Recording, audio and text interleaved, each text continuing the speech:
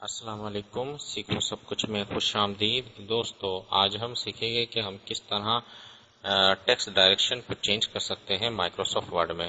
تو دوستو اس وقت ہمارے پاس ایک اٹینڈنس شیٹ ہے جس میں سنڈے جو ہے اس کو میں نے مرج کیا ہوا ہے۔ اگر میں یہاں کوئی ٹیکسٹ ٹائپ کرتا ہوں، سنڈے لکھتا ہوں، تو وہ آپ کو اس طرح ٹائپ ہوگا۔ تو دوستو ہمیں جو ہے یہ سنڈے جو ہے یا تو ٹاپ سے باٹم کی طرف چاہیے یا باٹم سے ٹاپ کی طرف کی ڈائریکشن میں چاہیے۔ تو اس کے لیے ہم کیا کریں گے، سب سے پہلے جو سیل ہے اس پر آپ کا کرسر ہونا چاہیے۔ اس کے بعد آپ لے آؤٹ پر آ جائیے۔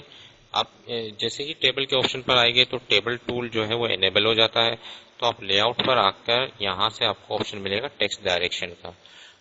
تو الائنمنٹ کے سیکشن میں ٹیکسٹ ڈائریکشن ہے، اس کو آپ جیسے ہی کلک کریں گے تو یہ ٹاپ سے باٹم کی طرف آ رہا ہے، اور جیسے ہی میں دوبارہ کلک کرتا ہوں تو یہ باٹم سے ٹاپ کی طرف آ رہا ہے۔ مجھے یہ چاہیے تھا باٹم سے ٹاپ کی طرف چاہیے تھا، اور یہاں سے آپ دیکھ سکتے ہیں کہ اس کی الائنمنٹ بھی اسی حساب سے آ گئی۔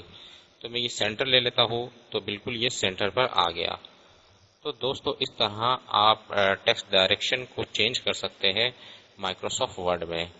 اور اس میں اگر میں جو اس کا فونٹ سائز ہے وہ 14 ہے، صحیح ہے بالکل، اور مجھے یہی رکھنا تھا۔ تو دوستو اس طرح آپ ٹیکسٹ ڈائریکشن چینج کر سکتے ہیں کسی بھی ٹیکسٹ کی۔ تو دوستو امید ہے کہ یہ ویڈیو آپ کو بہت پسند آئی ہوگی۔ لائک اور سبسکرائب کرنا مت بھولیے گا۔ دوستو آپ میرے چینل کو سبسکرائب ضرور کیجئے تاکہ کوئی بھی نئی ویڈیو آئے تو اس کا نوٹیفیکیشن آپ کو مل جائے۔